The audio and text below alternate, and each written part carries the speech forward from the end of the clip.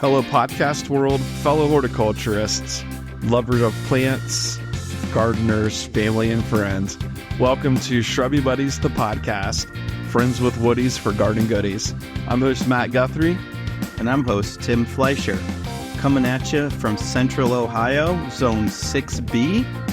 We're just a couple of public horticulturists and certified arborists with experience in education, landscape design, gardening, retail, and wholesale. So grab a drink, polish your pruners, dust off that kneeling pad, and let's get down to business.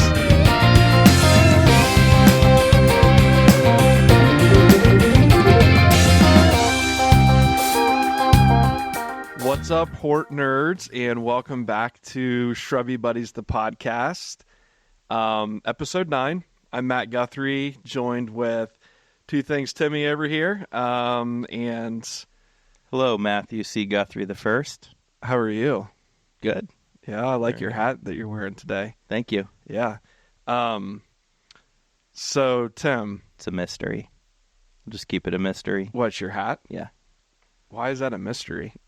You complimented it, but didn't elaborate, and that's okay. Let's just keep it a mystery. We're going to keep it a mystery. Yeah. But I do like it. Thank you.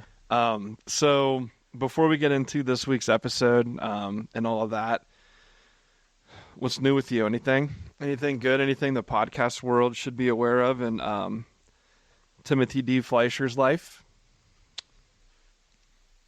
My wonderful wife helped me catch up on some weeding in the vegetable garden this past week. Mm-hmm. Because it was a disaster. That's important. And it's like night and day. And just like new life has been breathed into my vegetable garden. That's great. And so that makes me very happy. So thank you, Megan. Thank you, Megan. Yeah. Nothing new in my life. No, I mean, it's hot. It's hot as hell. Yeah, nothing new with me. Just sitting here, enjoying good company with you, drinking a nice IPA, recording this podcast. That's always a good time. Keeping this basement cold like an icebox. Yeah, basement, it's like get home. Usually I've got a ton of shit to do when I get home, but if I don't, I'm going straight to the basement where it's like an ice box. And I'm just going to like hibernate down there for the duration of the evening. But yeah, just been working in the yard, keeping some stuff watered, because it's like 19 billion degrees outside. No rain in sight, really. I mean, little pop-up storms here or there. It's humid as shit. Yeah. So. I also just, we've probably said this before, but I just want to reiterate that at least here and in much of the Midwest and Northeast, it's going to be 90s, high 90s all week with heat indexes well above 100. If you enjoy this kind of weather, you're a psychopath. Yeah, I would agree with that. You just are. Yeah. So, but if you are like us, having to be out in it, drink plenty of fluids, water, primarily. Yeah, or just find a way to stay indoors. Yeah, take breaks, stay indoors, stay in the air conditioning, check on older people, bring your cats and dogs in.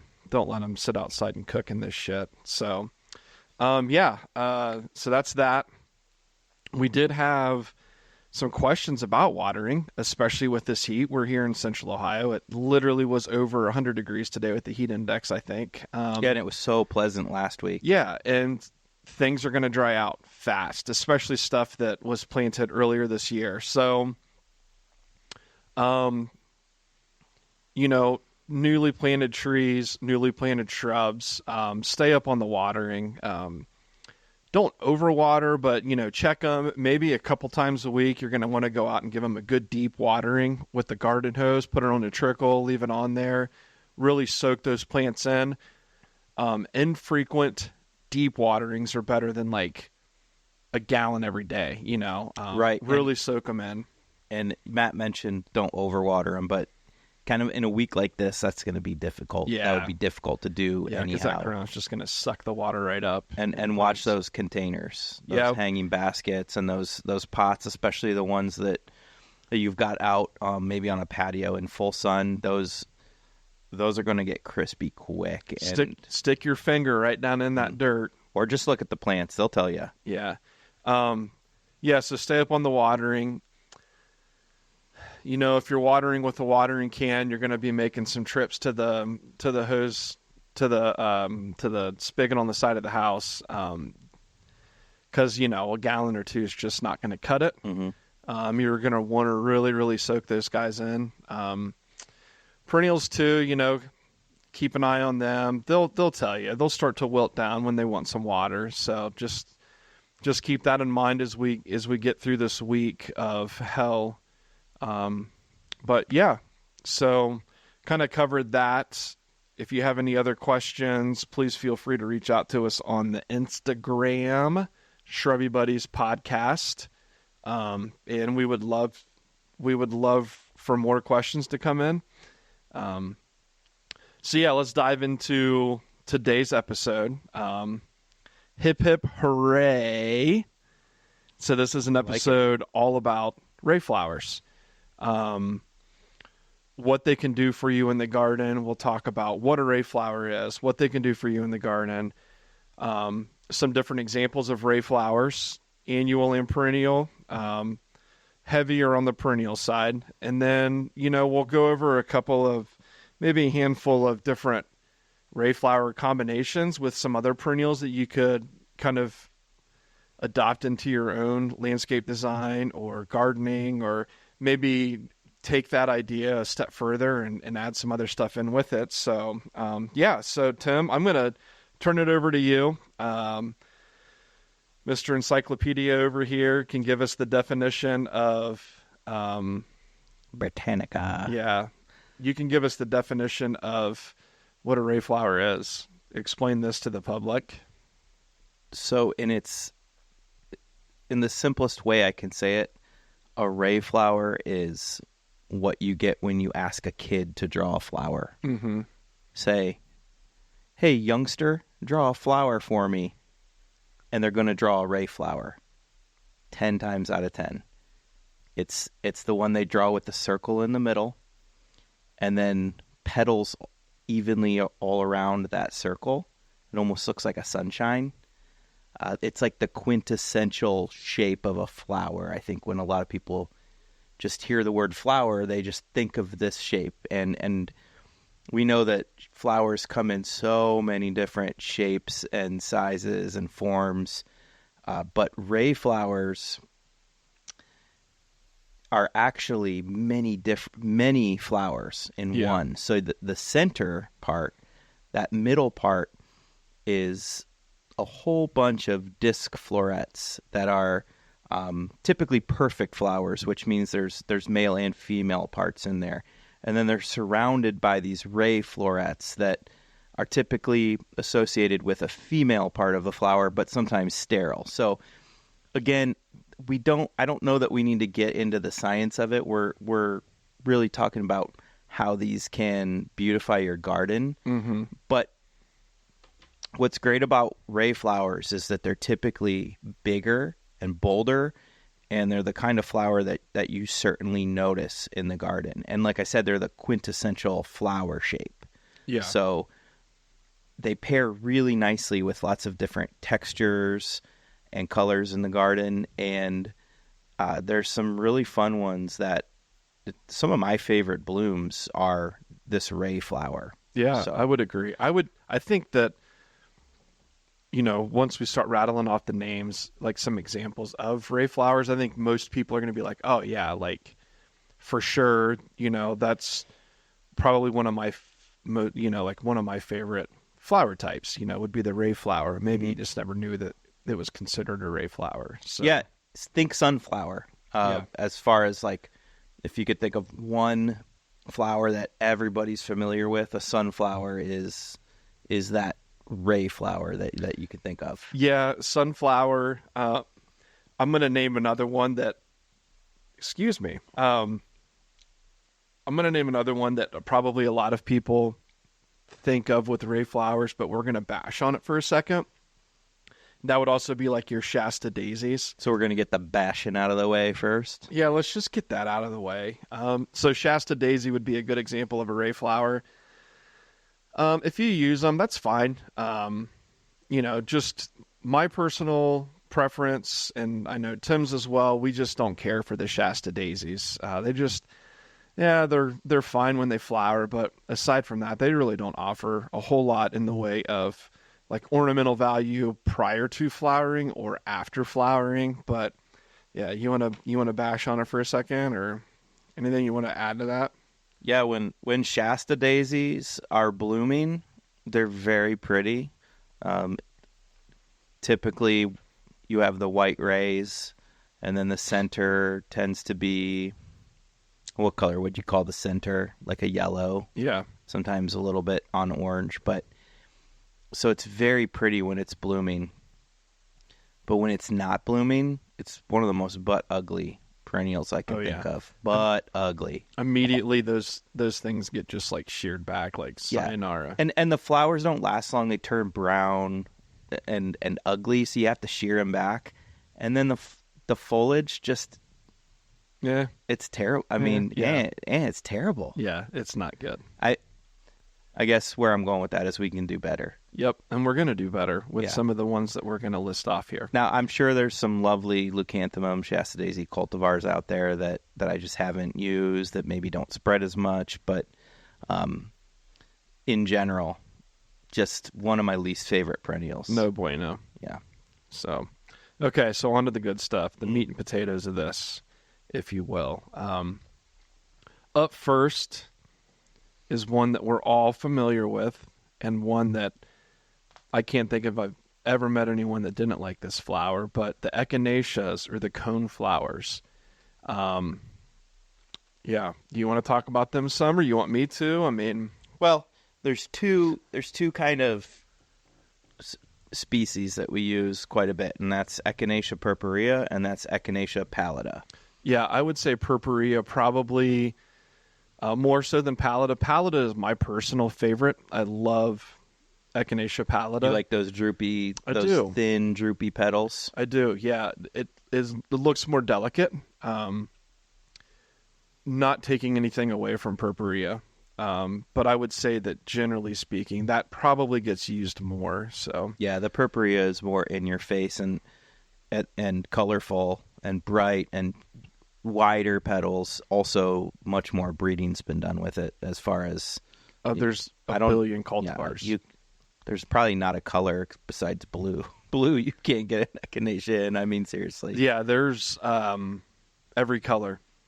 Literally every color. In all shades of those colors. In every shade of that color, yeah, correct. And every height, it seems like. Anything from, 15 or 18 inches off the ground, clear up to stuff that's going to get 3 or 4 foot tall. So yeah, and just a word of caution, it's often with echinaceas, they'll reseed, and oftentimes they'll reseed into the straight species color, which is a beautiful magenta. I mean, there's nothing wrong with it, but if you were hoping to, keep the white echinacea or the yellow or the orange or something like that,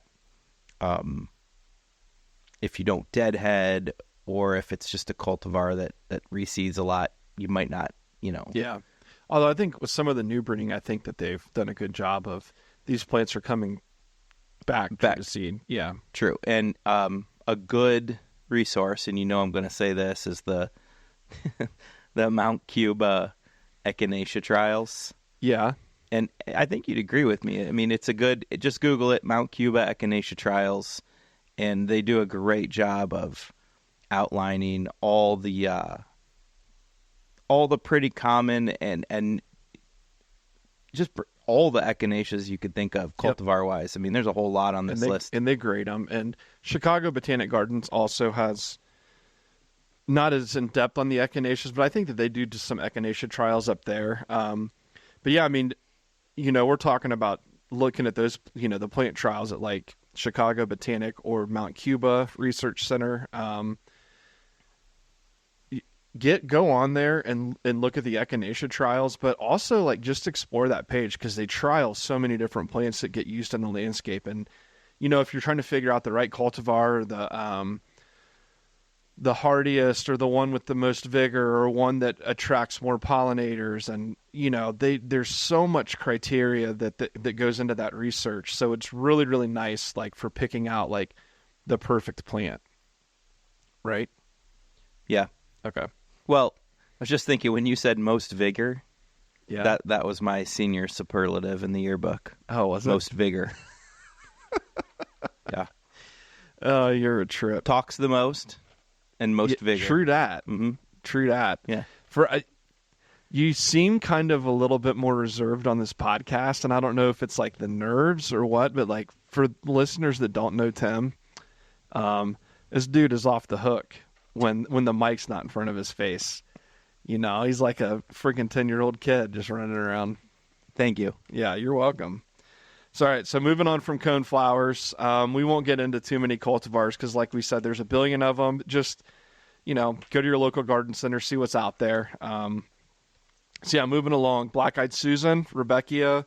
There again, another one that gets used a lot. A lot of different cultivars with Rebecca. You got the short ones. You've got like Rebecca Maxima, which is super tall, big blue, steel blue, chunky foliage, and everything kind of in between with that. So yeah, very similar looking flower to Echinacea, but typically is going to stay in the yellows. Yeah, there's some hybrid stuff and some cultivars where you start to get into the reds and the burnt oranges, but really we're talking about a bright yellow on the color. In fact, I've seen a lot of people mistake a yellow Echinacea for a Rebecca or Black-Eyed Susan. Yeah. And they're just that similar in how the flower looks. Yeah, even the foliage, like at quick glance, is very similar. At a quick glance, especially when it's young, it can be very similar. Now,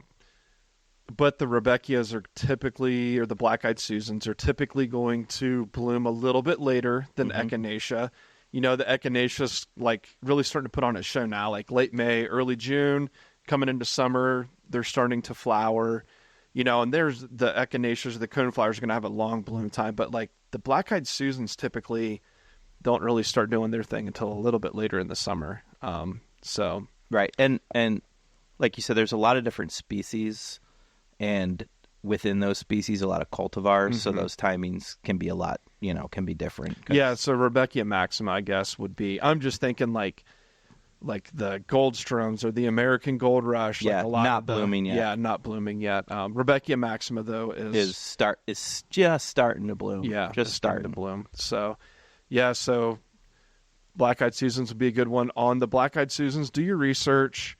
That would be one that you may want to think about deadheading. I know I personally have had some issues with it kind of really seeding itself around when it's not been deadheaded. So I don't know, something to think about. And there's I'm going to go back to this. There's a lot of different species. There's the Rebecca Maxima and the Rebecca laciniata, which are both just giant plants. Yeah. So make sure you know what you're getting. Yeah, do your research. Because those two species are 6, 7, almost 8 feet tall compared to the American Gold Rush that you mentioned, which is probably more down in the 2.5 foot. 2 to 3 foot, range, something like that. So a much bigger disparity in size. Yeah, absolutely. So next up on the list, we're going to talk a little bit about Helianthus. You got anything you want to say about it, Tim? I'm more of a Heliopsis kind of guy. Are you? Well, talk about Heliopsis then. I really like, I just do this one pretty quick, but Heliopsis, Burning Hearts, and Bleeding Hearts are two cultivars I like a lot. These are a false sunflower is the common name. And it has a very sunflower-like look to the flower. Oh yeah, I'm looking it up right now, and that's these nice plant. These cultivars have these nice burgundy maroon stems, dark stems. Yep, and then a little bit of orange and red in the petals. both of those cultivars, Burning Hearts and Bleeding Hearts, are just gorgeous. And we mentioned these last week as ones that, like goldenrod, you can cut back, late May, early June, mid-June, to create a more stout plant, because they tend to get kind of wiry and floppy, 4.5, even 5 foot tall. But if you give them a hackback, last week or now, it's probably not too late, you get more stout 3.5 foot type plants. Yeah. And there's not a whole lot of foliage associated with them towards the top, so they kind of have a lot of basal foliage, and they send up these ray flowers that it's really nice to kind of plant these with dense perennials that can kind of cover up the bottoms, and just you've got these beautiful ray flowers just poking through the foliage of the other plants. So. Yeah. So that would be the Heliopsis. Your daughter's going crazy up there, isn't she? Yeah. She wants you. Yeah, she knows I'm down here. But oh boy. No. Yeah, so Heliopsis. I mentioned Helianthus, which would Helianthus be common sunflower, I guess? Is that yeah, how you... and the thing is with these H's, there's just so many different species and cultivars. A lot of them are kind of one and the same. I just call them like the sunflower looking ray flowers, Yeah, so Helianthus would be like that. Maybe some are going to get pretty tall. They're going to flower a little bit later, but there's going to be like the traditional like sunflower color, the yellow. You're going to get some with the oranges, but just a big bulky plant that's going to flower a little bit later for you. It will find its way around the garden if you let it find its way around the garden. If you don't deadhead it or anything, it will reseed itself. Some of them are annual. There are perennial Helianthus also, but that would be another good example of a traditional ray flower. So Helianthus and Heliopsis, sunflower, and then fall sunflower. Yeah, and since you mentioned some sunflowers, let's just briefly touch on a couple annuals that we really like. Yeah. Ray flower wise, and that would be dahlias and zinnias. Mm-hmm. I think we think a lot about dahlias, and I say that word and you don't think ray flower, but a lot of the dahlias that you use are double flower, so they don't have that look, but they are ray flowers. And there are dahlias that have, I'm saying dahlias, but some to say dahlias. I'm just gonna. You can say it how you want it, just as long as I spell it right. As long as you spell it right. Okay. But one that I really love, and that seems like everybody we work with really likes this one, is Mystic Illusion dahlia.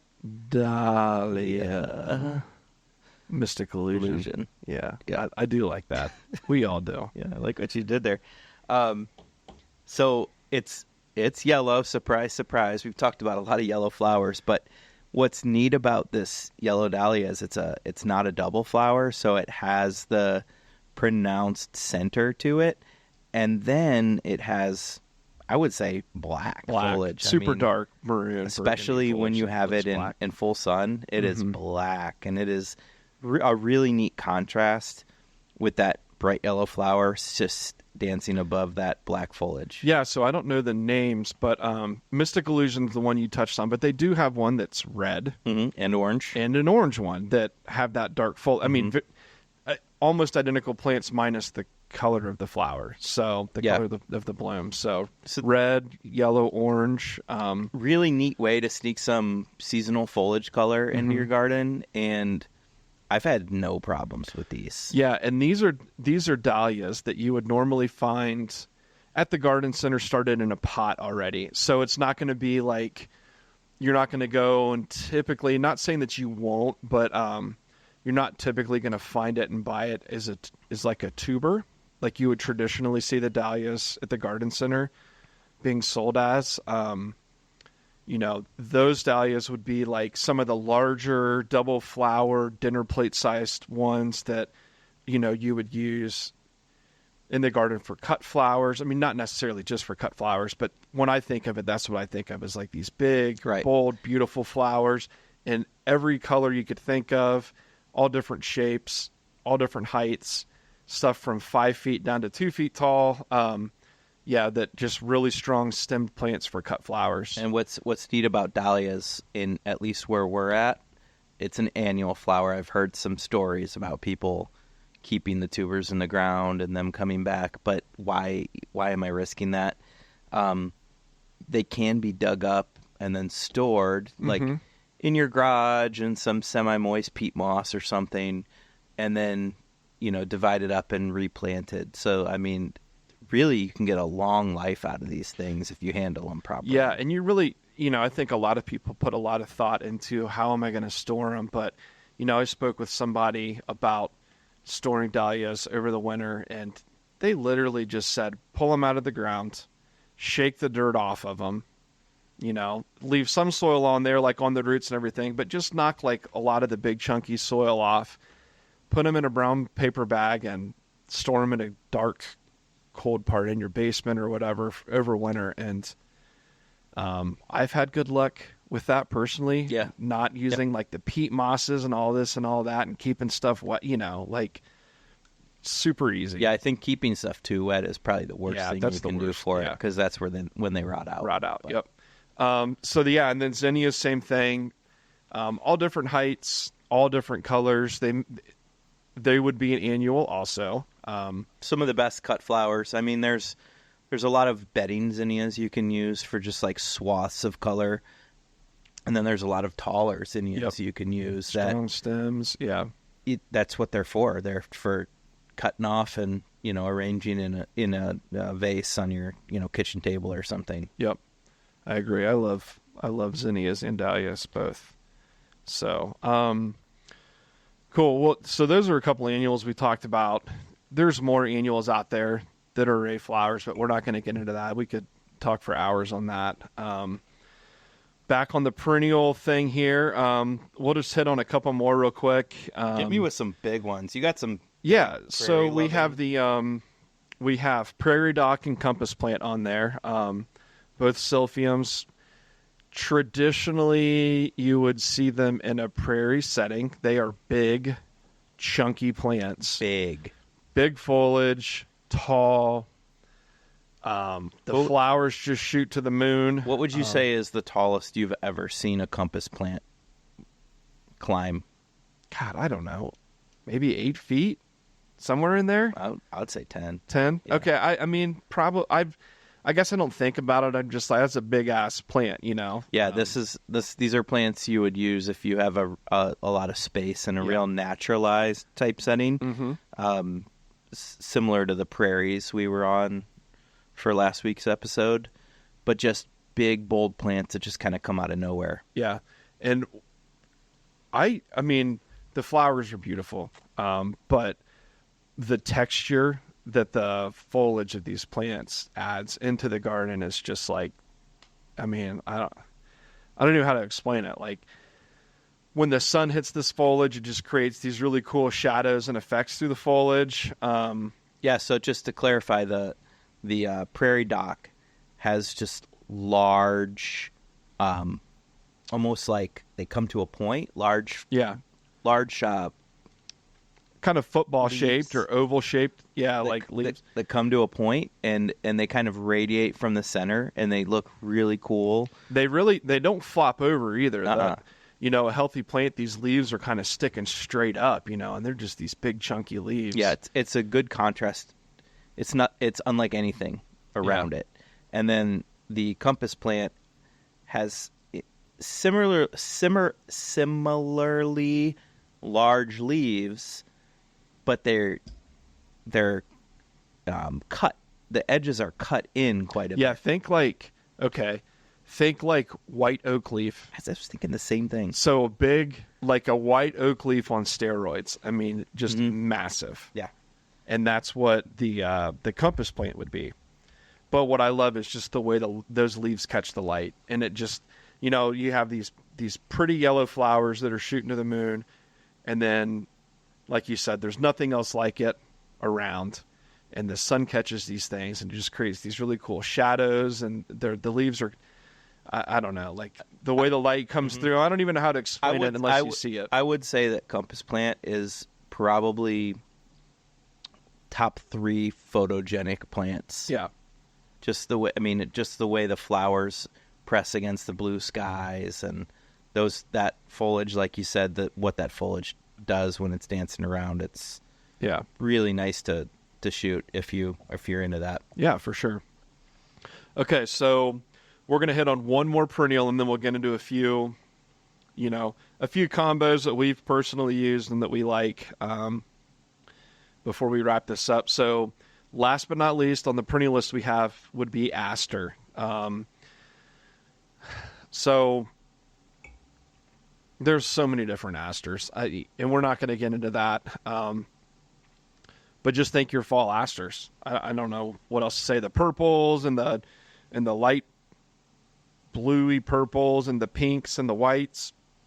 I think what's valuable about ending on aster is that not only is it one of those plants that ends the season as far as the blooms, we haven't talked about very many plants today that are just like pinks and blues and purples. We've been focusing on a lot of yellows.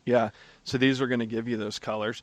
And I will also say, we've talked a lot about plants that put off like a kind of a larger, bolder ray flower, and the asters are typically going to have a smaller, daintier type ray flower, but a shitload of them. Hundreds on a plant, rather than, just a handful flowering at one time. This plant's going to be, you're not going to see foliage, you're going to see color. When an aster blooms, you wouldn't even know that that there's green leaves back there. And what's neat about aster too is like some of them are like, I don't want to say leggy, but like a little bit more airy than others. And they kind of like will find their way through and around other plants when you let plants kind of live together. And then some of them just look like a colorful meatball stuck in your front yard. They're just tight, compact, better for small gardens, smaller areas, and just, color, like super vibrant color.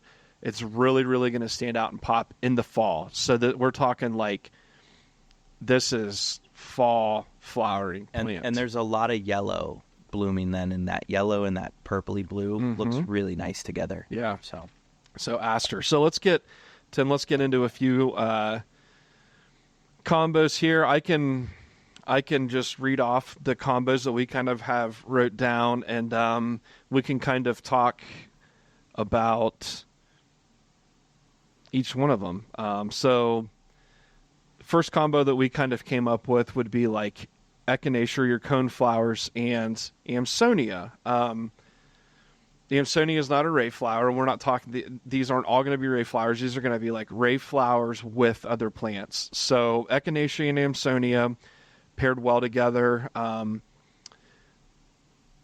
echinaceas are coming on when the Amsonias are kind of finished doing their thing, but Amsonias are light and airy enough that the echinaceas can kind of grow up. They find their way through them, and it just adds a really cool texture to have this kind of like sturdy stemmed flower. I'm thinking like Echinacea purpurea, just like the purple cone flower, sticking up in amongst and just above the Amsonia. So when that Amsonia moves, the coneflower kind of stays put, and it just a really cool combo, really cool texture. Yeah, no, that the Amsonias, planting it within the Amsonia maybe hides it from the rabbits, because the rabbits like to munch on it. So yeah, they do. And I've tried hiding some, and I have a mass planting of Amsonia, and I've tried to get Echinacea to grow in it, and it doesn't hide it from the rabbits. Yeah, they just demolish it. Fucking munchers. Oh, they're the worst. So another one that you had mentioned was Echinacea and Liatris. So why don't you talk a little bit about that? I've never personally used that combo, but I do know that it's fire. So I like it because Liatris and Echinacea have similar bloom times. So the Echinacea starts blooming as the Liatris is starting to bud up, and then as the Echinacea is starting to hit its stride, then the Liatris starts to open, and it's a nice contrast of a ray flower and just a tall spike, just like a meaty spike. Just think of like a long, skinny corn dog, like a lightsaber for any Star okay, Wars like fans out there. I like that better. There's a lot of things I could compare it to. Yeah, and there are a lot of things. It's pinkish and blues, and I've been really liking Alba, which is white, because I think the white one really works well with like Magnus Echinacea, the contrast between that magenta and that white. So just kind of planting those all mixed in together, it's really nice combo. Yeah, that is a nice combo. We'll hit one more here real quick on the Echinacea side of things, and that's a planting that we have down in a new area of the city that we're at, and that's Echinacea with Russian sage. And it just, I had never thought to use the two of them together before, and then I saw this planting, and it's like, I think they use like powwow wildberry and powwow wildberry, or not wildberry, but that powwow white, kind of scattered about through Russian sage, and I just think it looks so awesome. Like right now when that stuff's flowering, and you get those like those silver bluey kind of just like Russian sage stems, that just kind of like curve up and they're rigid, and I don't know. I think it's a really cool. It is combo. Talk about a plant you can't kill, Russian sage. Yeah, I mean, so hardy. The only way you're going to kill it is if you plant it in a wet area. Other than that, it's going to be so happy. Yeah, but as the Russian sage grows, it's like it's not super dense up top. You know what I'm saying? So it allows for those flowers to kind of shine through. And you have a similar planting in the same area. It's not Russian sage, but it's Bouteloua, Blonde Ambition. So that would be a grass that's planted with the Echinacea. And it's lest we forget the grasses. Yeah, and we could go on and on about combinations with grasses, and we're going to actually right now. We're going to talk about like the Helianthus or the Heliopsis used with grasses. So you're going to get the late flower from either one of these. You pair those things up with like panicum or like our native switchgrass and cultivars. And by that time, the panicum is starting to take on some of that fall color. So maybe like a burgundy and a red and that straw color. And then you've got those yellow, orange, red flowers just kind of poking up through it. It just screams fall. Autumn. Yeah. Halloween, Thanksgiving, all of that. So panicum, schizocarium, or the little blue stem, or even Andropogon gerardii, our native big blue stem. Any one of those two would also pair fantastic. I've never seen it, but that would be a really cool combination with the Blackhawks with some Heliopsis, like burning hearts that you didn't cut back. So it's like it's really climbing up through that Blackhawks. Yeah, Blackhawks, big blue stem. So it's going to have that dark fall kind of color to it. Yeah. And then also with the Helianthus or Heliopsis would be, paired up with an aster. There again, you're going to get some of that like late season color together. The purples and the blues of the aster contrast well with like the yellows of the Helianthus or Heliopsis. And then another one also would be like Joe Pye weed. Not necessarily the tall Joe Pye weed. I'm thinking like Baby Joe or Little Joe, something that's going to stay a little shorter and a little bit more stout in the garden. I think those would pair well. That just like in your face dark purple from the Joe Pye weed, paired up with the oranges and the yellows of the Helianthus and Heliopsis. And it just came to mind. I was thinking about ironweed too. I love that ironweed with that yellow. Yeah. So that just and I think that's also a ray flower. Yeah. So ironweed, and then you could even throw in like some of the taller Solidagos in there, like Fireworks or the Cascade. You're doing things to me. And just let those things all just kind of live together and with each other. Goldenrods. Yep. fantastic. So, and then, last but not least, on some combos to try out, this would be another kind of more fall one would be Aster with the Amsonia. Thinking like maybe like the purple, some of the different purple asters. Purple dome. Purple dome planted in or on the edge of the Amsonia. Perhaps butterscotch Amsonia. The Amsonia hubrichtii butterscotch, or just Amsonia hubrichtii. Hubrichtii is going to give you more of this kind of like airy yellow fall color, where the butterscotch is going to be very similar plant in the way it looks until it comes fall. Rather than the yellow, you're going to get a little bit more of a butterscotchy look. So yeah. I just want to eat it up. Yeah, and I love Amsonia. You know how I feel about Amsonias. So I do. Yeah, so Amsonia and Aster would be another good one. And that's just a few Ray flower combos that we're going to talk about right now. There's going to be other episodes where we talk about plant combos and perennial pairings and things. And there will definitely be more Ray flower talk in those as we talk about like some of the different, plant pairings and things that we suggest. And I think why we chose to do this is, I'll reiterate from what I said earlier. It's just that Ray flower is just the quintessential summer bloom. When you think of blooms, particularly in the summertime, when you think of a flower, it's just that shape that you think of. It's a balanced flower. You could draw lines across it and it's going to be balanced on all sides. It's just a very symmetrical, lovely flower that I think all of us can relate to. Yep. When it comes to blooms. It kind of takes you back to your childhood a little bit.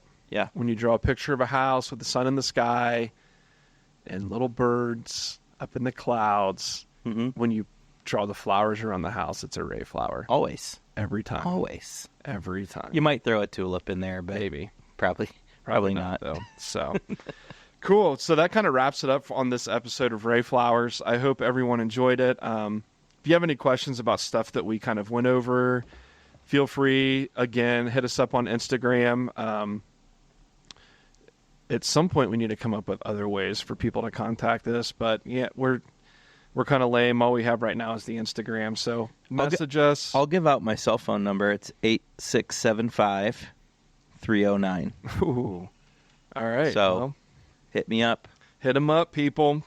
Hit old Timothy Daniel up. So, yeah. So that's kind of it for this week. You got anything to add? No, I'm straight. You straight, bro? Yep. All right. Well, thanks for listening. I hope you enjoyed.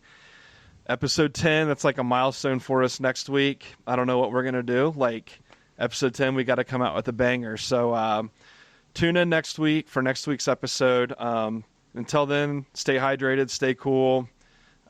We love you. Yeah, love you harder. Peace, love, and Ray Flowers. Bye-bye. We out.